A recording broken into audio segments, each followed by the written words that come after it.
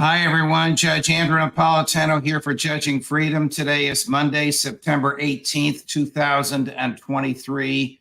Phil Giraldi joins us now. Phil, always a pleasure. Thank you very much for your time today. What do you think is behind, you've written about this recently and very powerfully, what do you think is behind the media mania in support of the U.S. and the Western involvement in the war in Ukraine? Well, I think there are two things behind it. There's, first of all, your classic kind of self-interest, where the media, ever since 9/11, you might say, or the war on terror, has basically been a parasite feeding off of the government in terms of a lot of its stories and where it wants to go with these things. I think you see that constantly. A piece I just finished is basically about three stories that I saw last Friday in the New York Times that were appalling in terms of what they were saying. So there's that, and of course there's also the angle of self-promotion for a lot of the journalists. So you see a lot of that kind of thing going on. And this is not completely unique. The United States has always been characterized by some good journalism and some bad journalism. But right now, I think we're in a phase where everybody is kind of feeding at the trough in one way or another. And this is kind of why they lie about everything. Is the intelligence community, you have often told me how good MI6 is at this, is the intelligence community behind this? Involved in it, which does not necessarily equate to being behind it.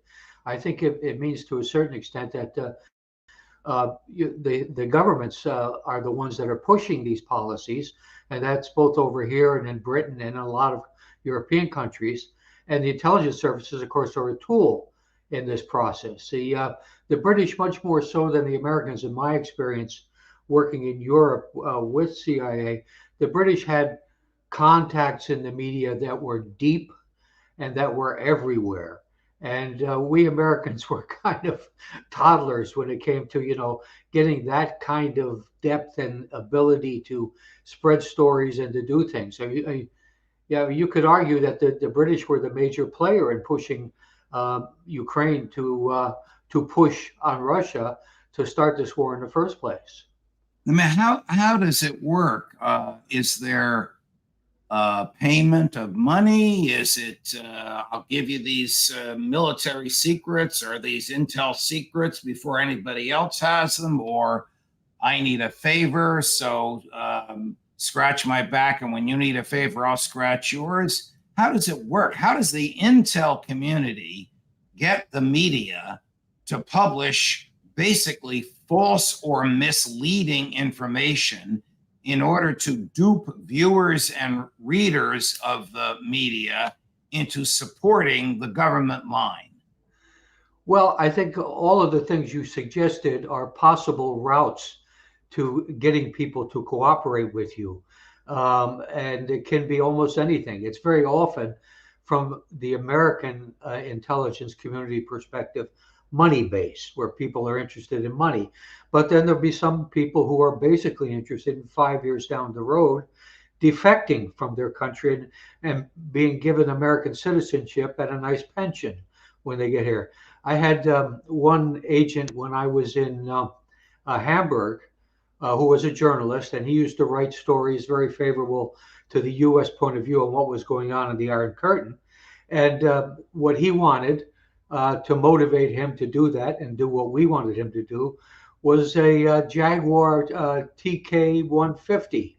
So I had to find out where in Arizona one of these cars in good condition was still around, and that was his gift. So it's it varies. People are have their own sort of needs and their selfishness, and that was my little story to tell. So the CIA actually took American tax dollars and bought this car and gave it to this European journalist. That's right. And in fact, it was cheap at that price. This guy was really quite good. And it was, I can't remember what the car cost, probably in $10,000 range, but we had agents in Europe that we paid $10,000 every month to. So this was almost a freebie. When you say agents, you're talking about intelligence agents from foreign countries that were revealing things to the CIA and being paid for it. Yeah, in the agency we refer to them as controlled assets. That's the way we looked at them, and many of these people were senior officials in foreign governments that were giving us inside information on what their governments were up to, which was considered to be cheap at that kind of price. Does the intelligence community pay American journalists in automobiles or cash or other things of value? And now I'm using the phrase in the bribery statute, thing of value, in order to get them to publish what the government wants to have published? Well, that depends on where the American is and what his access is. As a general rule, nobody in CIA can provide information to a source who is an American citizen and whose writings will appear in the US media. The thinking behind that is that the United States government should not be using intelligence resources to corrupt the news process in the United States. So that's the rule. But at the same time, if I were to recruit a German or an Italian, and somehow his article wound up in the Wall Street Journal, or his article was alluded to in the Wall Street Journal, that kind of was breaking the rules. So it was a very difficult kind of rule to follow. But the general rule was Americans who might influence policy in the United States were no go. I could recruit an American working for a German company inside Germany who was providing information on technology. That would be okay.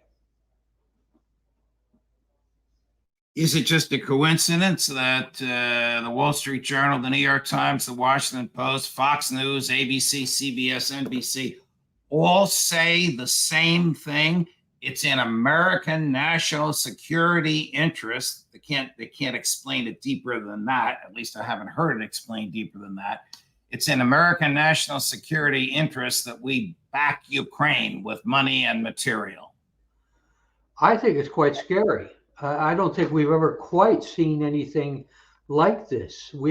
There was certainly a lot of pushback from the media and from the public over the Iraq War, for example, and 9/11, the various security bills that were passed after 9/11. There was a lot of pushback again from the media and the public, and now all of a sudden the media has rolled over. I think it's scary. You can go to any of the major publications or the wire services. Things like Yahoo News are just as bad, if not worse, than the mainstream print media. And they're lined up. They're lined up as if they're receiving a check every month, and they're just standing there in line till the check is put in their hand. It's awful.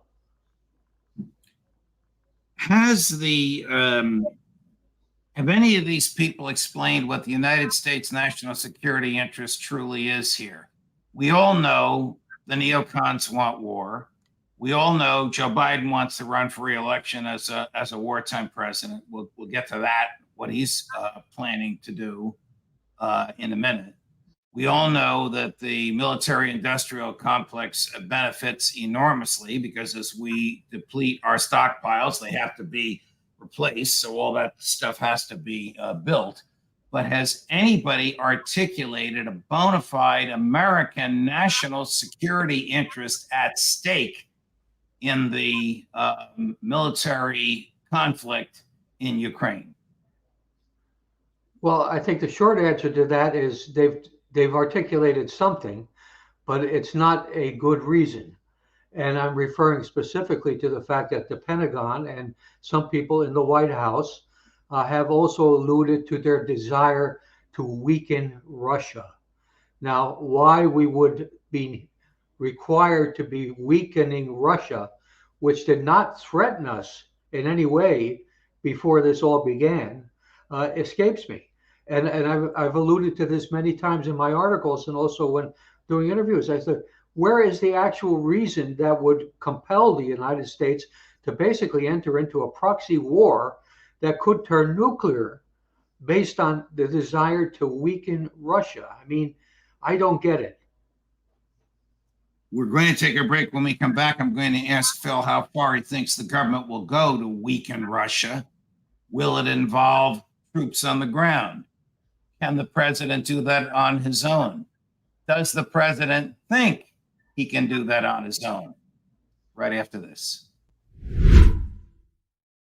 Hi, everyone. Judge Andrew Napolitano here for Lear Capital. You all know that I am a paid spokesperson for Lear Capital because it's the right thing to do, because the government is regulating too much and printing too much money and reducing the value of everything you earn and everything you own. And the best hedge against this is gold and silver. That's what I've done. I know the folks at Lear. I trust the folks at Lear. I've worked with the folks at Lear, and I use their advice when it comes to my investing in gold and silver. You should do the same. Call them at 800-511-4620 or go to learjudgesnap.com. You'll have a very nice conversation with a very knowledgeable person who'll send you literature to read, which you can review with your spouse and your financial advisor, and then you can call them back and decide what you want to do. Why Lear? Lear has 25 years experience and thousands of five-star reviews and a 24-hour risk-free guarantee. And when you have this conversation with the Lear representative, you'll find out if you can qualify for a $15,000 gold bonus. So call Lear now, 800-511-4620 or learjudgenap.com. Lately, this is very scary, Phil, and you have written about this. The president himself has been making noises that he can use the military however he feels is critical to American national interests, not national security, national interests, without involving the Congress. I don't know if he's talking about the War Powers Resolution or if he has some new bizarre interpretation of his role as commander-in-chief above and beyond what his immediate predecessors thought. They all killed people on their own.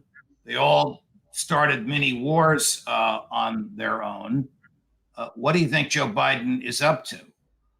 Well, I don't know, apart from the fact that he can't seem to put two sentences together. All right, the fact is here, when the president was given the authority under the War Powers Act and the Constitution to take military action, it was intended to be something that would be done extremely rarely and done only if there were an imminent military or security threat. Now, that is not what we've been enduring for the recent wars that we've been fighting without any congressional authorization. And I would cite Libya, I would cite Syria, I would cite actions we've taken against Iran. Certainly the case of what's going on in Ukraine right now is a perfect example. This is a proxy war going on. And indeed, there are boots on the ground. They're just not wearing uniforms in most cases. These are people that are working for contractors and basically are ostensibly civilian. And there are a lot of them there. They're intelligence officers, and they're also military officers and enlisted men. And this is going on already. This is a war. And as some people are waking up to, we are on the verge of something catastrophic as a result of the carelessness with which this is being pursued. So I would say, yeah, he has absolutely no authority to be doing any of these things that he's doing, but he's doing it anyway. And of course, his predecessors did too. And there's very little way to stop him other than public opinion and public pressure. Let's be very clear. The Constitution could not be clearer. Congress declares war, the president wages war that Congress has declared. But because his predecessors have gotten away with these wars that you've just articulated, against Iran, in Syria, in Libya.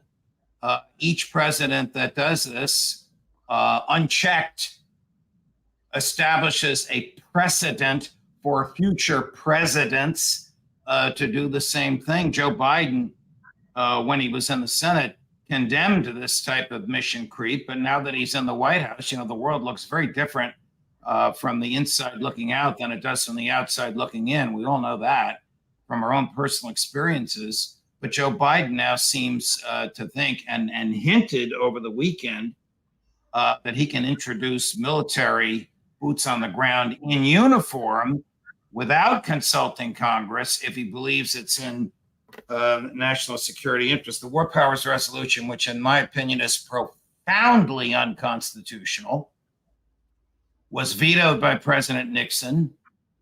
He believed it was unconstitutional because it cramped his style, not because it unleashed his style. Nixon literally believed that the president could start any war and fight any war on his own.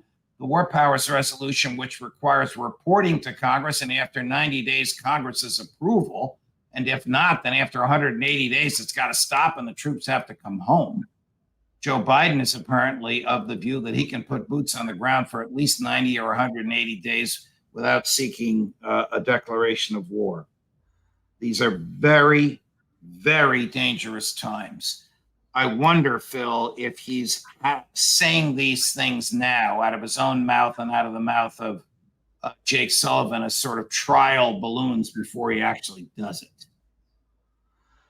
Yeah, I don't know. That's the big question, isn't it? And of course, the scary thing with the discussion we started this morning, if he does something totally outrageous and unconstitutional, let's bear in mind the Constitution basically was set up so that there wouldn't be a president who could just go to war on a whim. So anyway, if he does do this sort of thing, the media will have his back. And yes, this is what's really scary about the situation. Yes, and Madison could not have been clearer in separating the powers. In fact, James Madison himself once said, if the president could both start a war and wage war, he's not a president, he's a prince or even a king. And we fought a revolution so that we wouldn't have a prince or a king. We fought a revolution so that we would have a limited central government. How dangerous is war when there's no national consensus for it? And that's the reason for requiring the declaration of war. And maybe that's a facade too, Phil. The war party in Congress. The war party's 90% of Congress. There's a little fringe on the left of the Democrats, the progressives. There's a fringe on the right, the libertarians in the Republican Party. But the vast majority of everybody in Congress, this is Kevin McCarthy and Chuck Schumer in lockstep. They want and they love war. So maybe if Joe Biden said, give me some authority to introduce troops into Ukraine, they'd say, yes, my constitutional argument would collapse, and then it becomes a political argument. And the media is cheerleading it. Well, this week is going to be particularly interesting because we have Zelensky and Netanyahu both coming for a visit, and they're going to be going to the White House, and there'll be the hugging and the kissing, and it's there is some criminal pathology that has taken control of Washington, and it's too bad we can't fumigate the whole place and get it out. This is obscene, and it's going to affect our children and our grandchildren and us right now. This is a war fever that just has no sense or reason behind it, and as you point out, it's bipartisan. Do you think that the Russians have some? I'm hearing noises about this. Have to ask Larry Johnson, but he's not on until tomorrow. Do you think that the Russians have some sort of new weapon that the West is unfamiliar with that President Putin might introduce, or are these just rumors? And if they are rumors, have you heard them? Well, I've certainly heard rumors that there are some weapon systems that exceed the capabilities of what we have, both defensively and offensively. Now, to what extent these are true or not, are based on hard intelligence, I just really don't know. It's if you're going to be talking to Larry, I think has his ear to the ground closer on this issue than almost anyone. How reckless would it be for Joe Biden to put troops on the ground in uniform, thereby opening up the American mainland to Russian retaliation? Yeah, that would be about as reckless as it comes.